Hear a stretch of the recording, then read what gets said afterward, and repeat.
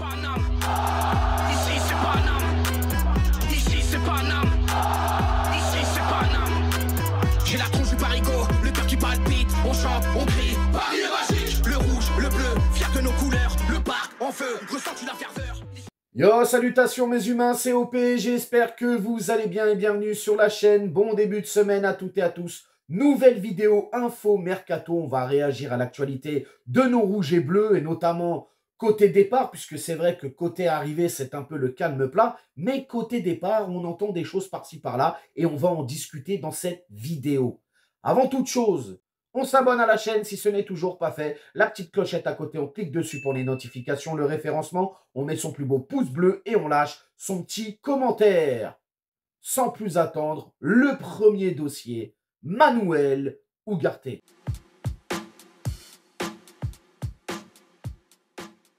Alors, il y a du nouveau dans ce dossier de Manuel Ugarte, qui en tout cas ne portera plus le maillot rouge et bleu la saison prochaine. Lui, le joueur, il ne veut plus du tout jouer pour nous. Je peux le comprendre, forcément, où tu commences titulaire et puis d'un coup, on te met sur le banc, on te met limite à la cave. Ça, le joueur l'a peut-être pas compris.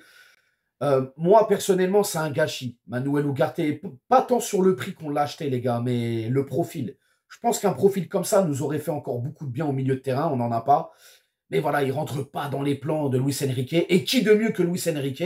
C'est ce dont le Paris Saint-Germain a besoin. C'est le coach, c'est ses choix, il faut l'accepter, c'est comme ça. En tout cas, Manchester United avait besoin de dégraisser. Là, ils ont fait partir McTominay à Naples.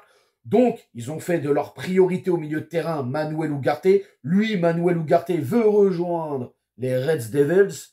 Ouais, excusez-moi pour l'anglais, j'ai essayé, mais bon, j'ai un anglais approximatif, les gars, on n'a pas été très loin à l'école. Quoi qu'il en soit, Manuel Ugarte va rejoindre, aller à 98,99999, parce qu'on ne sait jamais des fois, les gars, dans le mercato, ça peut aller très vite. Un coup, il est là-bas, un coup, il reste chez nous. Mais en tout cas, semble-t-il qu'il va vraiment aller direction Manchester United. Alors, ce qui est bien aussi là-dedans, c'est que Paris va probablement rentrer dans ses frais. On avait déboursé, je crois, 60 millions pour lui, si je ne dis pas de bêtises, au Sporting. Eh ben, Paris va peut-être récupérer sa somme. En tout cas, on parle d'une somme avoisinant les 60 à 62 millions. Après, est-ce qu'il y aura des bonus, pas de bonus, je ne sais pas. Mais déjà, ce qui est bien, justement, avec cette vente de Manchester à Naples de McTominay, c'est que là, Manchester peuvent se permettre de faire un transfert sec. C'est vrai que Manuel Ugarte, il y avait un petit peu une zone d'ombre au niveau de son contrat. On ne savait pas trop si ça allait être un prêt avec option d'achat obligatoire, etc.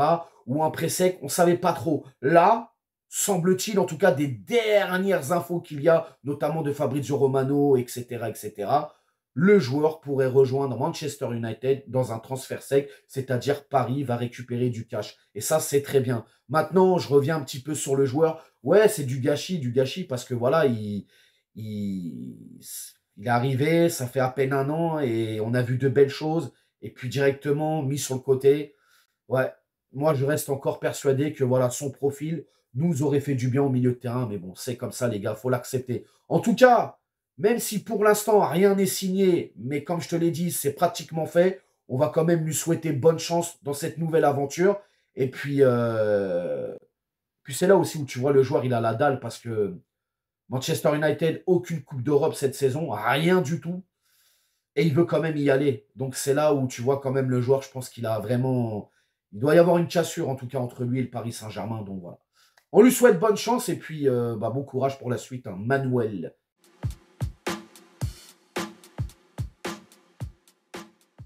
Alors il y a aussi du nouveau dans le dossier Milan Skriniar. On le sait, le joueur est venu gratuitement au Paris Saint-Germain. Mais ce qui bloque pour lui, c'est son salaire.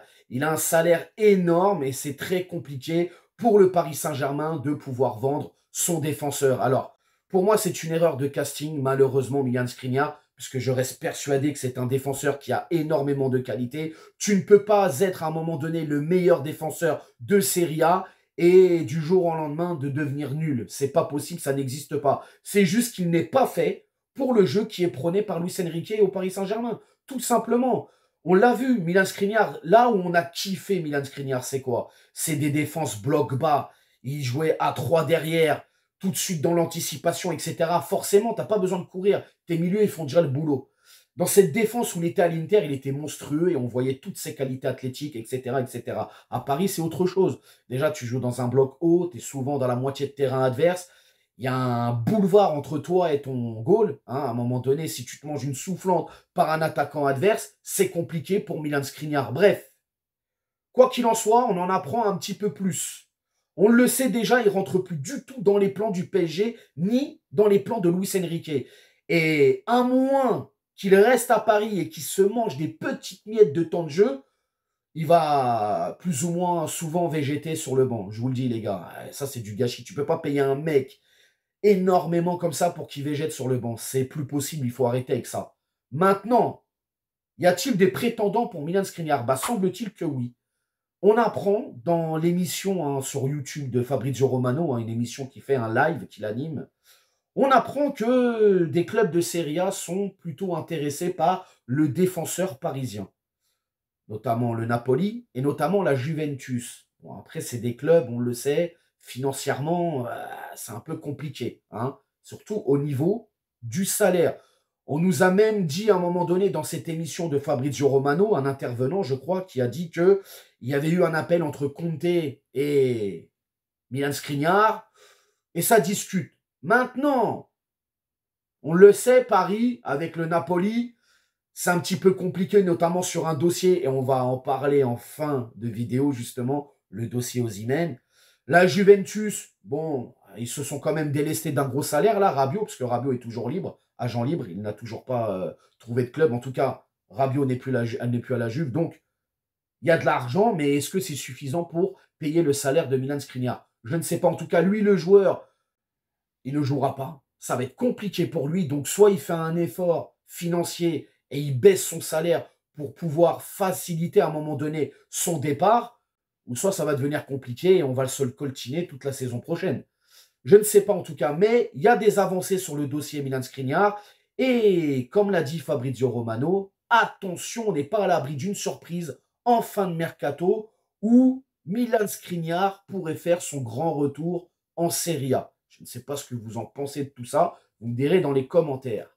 Et on finit maintenant avec le dernier dossier, Victor Osimhen.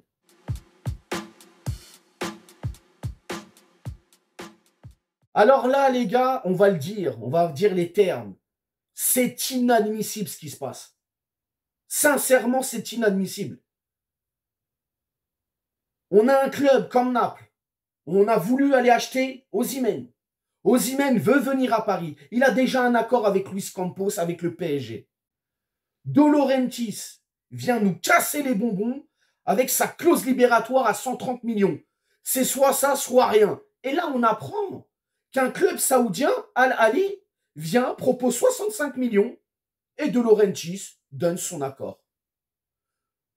Grâce à Dieu, le joueur, je pense, il n'a pas du tout envie d'aller là-bas, surtout à son âge, et il préfère rester en Europe. En tout cas, c'est les dernières infos qu'on nous dit. Et notamment, il attendrait que le Paris Saint-Germain pousse un petit peu. Mais vous voyez, encore une fois, après, on nous accuse à nous de dérégler le marché. On nous accuse à nous de surpayer je ne sais pas quoi. Alors oui, on l'a fait fut un temps. Mais maintenant, hein, que tout est rentré dans l'ordre, que maintenant on a envie justement d'arrêter d'être le dindon de la farce, les mecs ne nous respectent pas en face. Donc, tu demandes à Paris 130 millions d'euros, Paris refuse, mais tu es prêt à accepter l'argent des Saoudiens? 65 millions d'euros? C'est du foutage de gueule. C'est vraiment du foutage de gueule. Et heureusement qu'on a affaire à un joueur, Victor Osimhen, qui est intelligent et qui a compris le petit manège. Non, franchement, c'est dégueulasse. Dégueulasse. En tout cas, les gars, je vais vous dire une chose. Le dossier Victor Osimhen, moi, j'ai l'impression quand même que Luis Campos, on le sait, il est très intelligent, il est très malin, et il est en train de jouer la montre. Il est en train de jouer le timing. Et vous verrez qu'à la dernière journée, ou peut-être 2-3 jours avant la fin du mercato, tout va s'accélérer. Et je pense que Osimhen, je ne sais pas, c'est une vision. Après, je peux me tromper, les gars. Mais potentiellement, il pourrait venir justement étoffer l'effectif du Paris Saint-Germain, notamment pour l'attaque. Alors certains vont me dire, ouais, mais s'il vient, tu fais quoi de Ramos, tu fais quoi de Kolo Muani? Kolo Muani, il est polyvalent, il peut jouer sur les côtés, il peut jouer dans l'axe, il y aura toujours une place, il n'y a pas de problème. Et potentiellement, Ramos, il n'est pas là pendant 3 mois. Donc, il faut un mec. Et Osimhen, je suis désolé, mais il a les qualités, il a le potentiel pour jouer dans ce que demande à l'équipe Luis Enrique. Il a des qualités athlétiques, il court beaucoup, il a un gros volume de jeu. Donc, même quand il n'a pas le ballon, il va faire le pressing, il va là agresser le défenseur, etc. pour la récupération. Il marque des buts, il est à droit avec la tête, il est complet, il fait des passes, il est altruiste et tout. Là-dessus, je m'en fais pas du tout et je pense sincèrement que Osimhen, il a les qualités. Comme ils disent les gens, il est Lucho compatible. Bon, voilà. Et je pense qu'il a les qualités pour jouer sous les ordres de Luis Enrique. Mais encore une fois, c'est ce que je t'ai dit en début de dossier. Moi, ça, c'est des trucs qui m'énervent. Ça me fout la haine, sincèrement.